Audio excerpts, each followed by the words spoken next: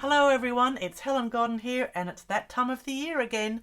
Yes, we're going to have our 5th annual Christmas Countdown Quilt-a-long, and this time it's an image depicting a partridge in a pear tree based on one of the traditional songs 12 Days of Christmas. And each day from tomorrow the 2nd of December right through to the 24th, we will be quilting one more segment of our design.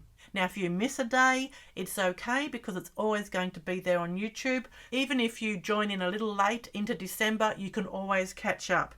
Now what I'm also going to do this year is I'm actually going to demonstrate for you how to trace the whole design, but then I'm actually going to paint it, and then I'll still be quilting into it, but mine's going to have a lot of colour. So you might like to do that, but otherwise you can still quilt along with us as you have previous years with just your Sharpie outline. And of course, what would a partridge in a pear tree be without all its other verses? So when you go to my website, you can either download the partridge in a pear tree for free to join in the quilt along, or consider purchasing the whole set so that it comes together to make a 12 Days of Christmas finished wall hanging, measuring 40 by 40 inch square. So let's have a look. Here's the design, and you'll be able to print it out at a larger scale based on the PDF patterns that I'll give you there on the website. Something about 18 to 20 inches square is a good size for you to quilt into and create your very own partridge in a pear tree. No bigger than that, because the piece of fabric we're going to use is 20 inch square, and if you are planning on making this into a larger quilt, that is what I would recommend. So here we are, I've printed it out, I've sticky taped it together, and I've got my light box. Now you might use a light box or you might use your window. Now I am just using some calico, plain, unbleached, unwashed is the important thing, calico. And some of my friends, my American friends, will call this muslin. A few countries have different names for it, but we call it calico here, and it's very plain, inexpensive, basic fabric that is readily available, and it's perfect for me to do my painting on as well. It also takes the Sharpie really well, plus I'm going to be painting mine, and that's what I always paint onto, is my unwashed calico. So first of all, I'm going to try and place that design in approximately the middle, and I've just grabbed a couple of pins just to attach the paper to the fabric to hopefully minimize that movement. So I am going to be tracing mine just with the black Sharpie, and this is the beauty of this fabric. The Sharpie won't bleed on the unwashed calico or muslin. And then, as in previous years, some of you might have a little collection of your Sharpies, and you could decide to trace the various elements in a different colour. So for instance, the pear with a yellowy coloured Sharpie, the leaves in a green, and then maybe if you've got browns or reds or pinks or something else for the partridge itself, or just black. It's really up to you how you want to trace it, but for today I am going to be just tracing with my black Sharpie. So let's get underway. You can see I sort of hold the fabric there, so using a firm steady hand.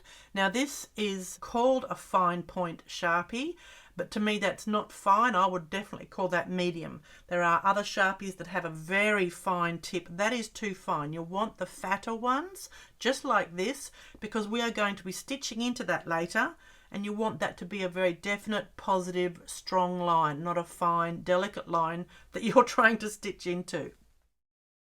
Now I might suggest, if you are tracing this using your window rather than a light box, you might want to trace it first with your friction pen, the ones that iron away. That way, if something happens and the pattern moves, you can correct your design, whereas once the Sharpie's on there, you really can't correct anything. So I'm suggesting trace it first with your friction pen, and then you can come back to your table and draw it with your Sharpie.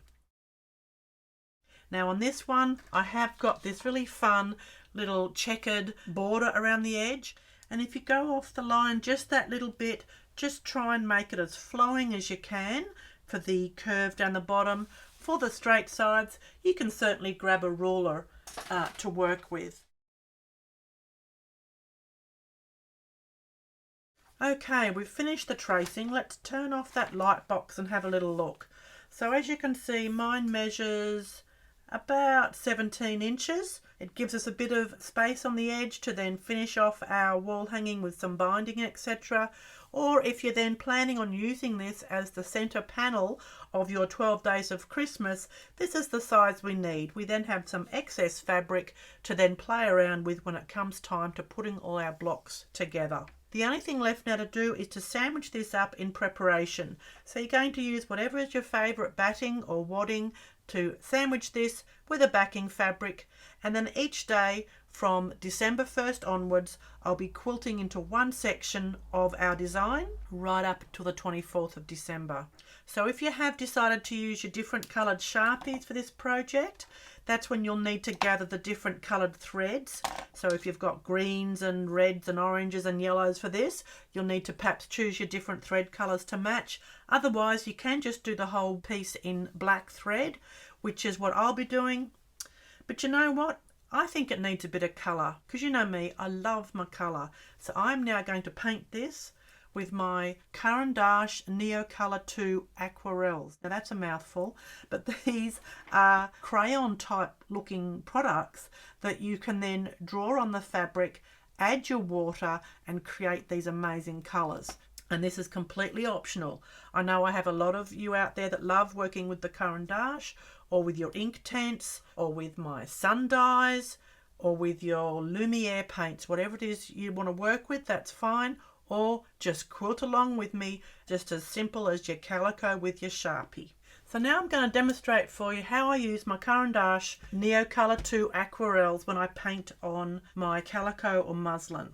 Now, as I said, the Sharpie, the amazing thing with that Sharpie is that it doesn't bleed, okay? There is no bleeding, so that's already magic for us right there. But let me show you what these can do. So I've grabbed a couple of greens and I'm going to use those for the leaf sections. And it's kind of very loose, rough colouring in. It's not very precise or accurate. Working my way, adding some greens here. And I'm going to add a bit of the lighter green down on the tips of each of those leaves. Let's watch this magic. You add the water to the crayon, to the colour, and it turns it into creamy kind of paint. You can mix those colours together, but look at that, it stays exactly where I've put it. Now I can add a bit more if I think that's too light, because remember, a wet colour always dries lighter. I'm going to add a bit more here already because I just realised I need a bit more oomph, as it were. And let's get that water.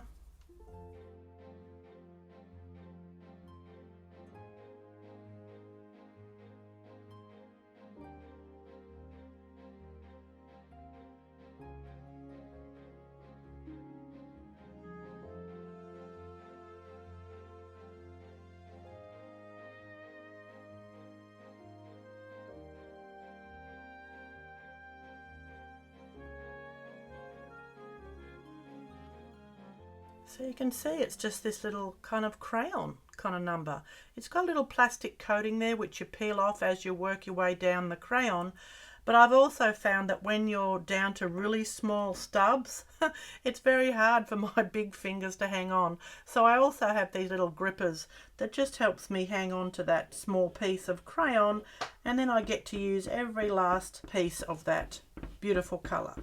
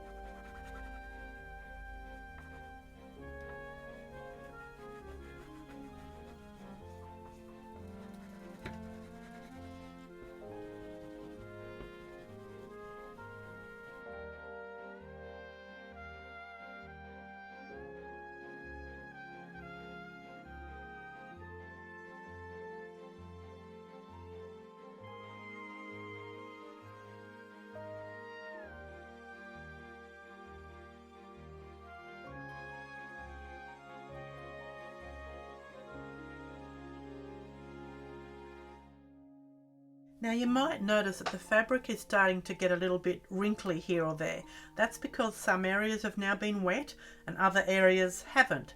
So at the end, when we're finished, once we give this a good iron and maybe just a little spritz with some water from the back, it will totally flatten down and be ready to stitch. What might have been a better idea is to have done all my colouring first before I started to add the water, but I just get a bit excited and want to start seeing that beautiful colour. But I'm not worried about the fact that it's getting a bit lumpy bumpy. That's what happens with adding water to the calico.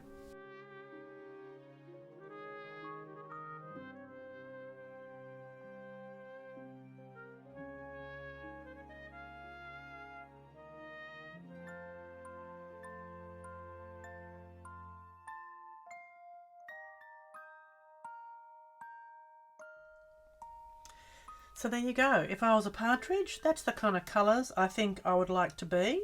But what's happened here is when I've wet this area, I've allowed it to touch the next wet area, and you can see that those colours are blending, which I don't mind at all. But you can see up here very clearly where I haven't let the wet go past the border, there is no movement. Or you can see here where I've taken that blue up over the brown to try and darken underneath that wing there. I could even do the same, take a bit of this blue and over here just to slightly darken and make him look a little bit more rounded. See how I'm taking that blue and effectively making a bit of a shadow down that side. Okay, so that's how these beautiful colours work. Basically you can think about it like this, that you're trying to place enough pigment in that area so that when you put the brush on there, you can move that pigment around. Okay, and I'm also applying the aquarels, these Neocolor crayons, what I call sympathetic to the shape.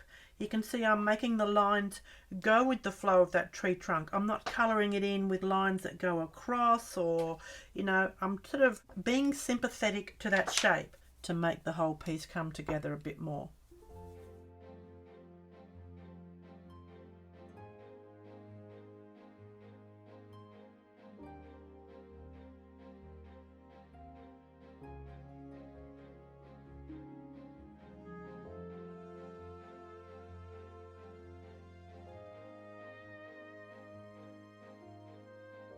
So that was just a little bit of the indigo, and while it's wet that'll all blend and mix and merge together, and it just darkens that tan colour a little bit.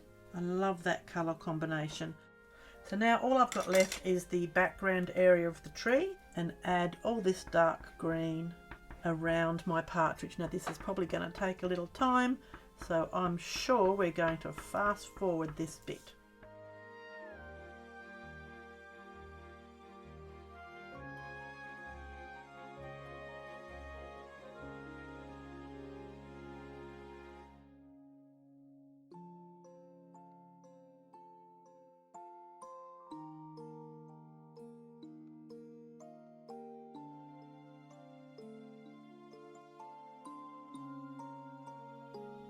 So that's the magic of our Caran d'Ache Neocolor aquarels. You can see how easy they were to apply. A little bit messy, but that's part of the fun. And when this is dry, which will only take another 10 minutes or so, I'm going to give this an iron and then bring it back and show you the beautiful colours.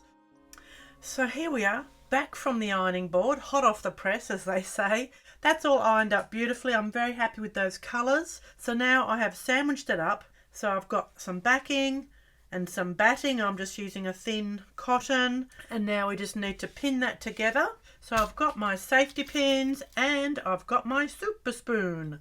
So this is excellent for pinning. You can see here, pop that pin in through all 3 layers, and the spoon just helps me close that off. Doesn't matter where you pin, but we need to get, I would say, at least a dozen pins in here, just to stabilise the whole piece, ready before we go into the quilting. I do love my rainbow super spoon, and I've got the matching scissors of course, and the squeezy tweezers, so you can have a bit of everything.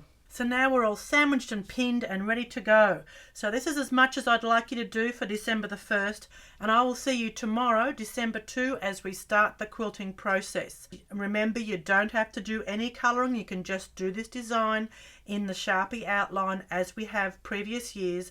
I just decided to add a bit of colour into mine for this year, but otherwise the quilting will be the same. I'm going to be using my black thread and working into each area, and each day and from tomorrow until the 24th of December, I'm just going to share with you one more segment of the quilting until it's completed on Christmas Eve. So you need to head over to my website, helengodden.com, to purchase for free this pattern and get yourself ready for tomorrow when we start to quilt.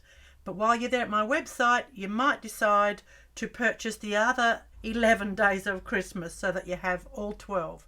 Thanks so much for watching today, and I really look forward to seeing you over the next 24 days on our lead up to Christmas. Thanks everyone. Education and inspiration from helengodden.com.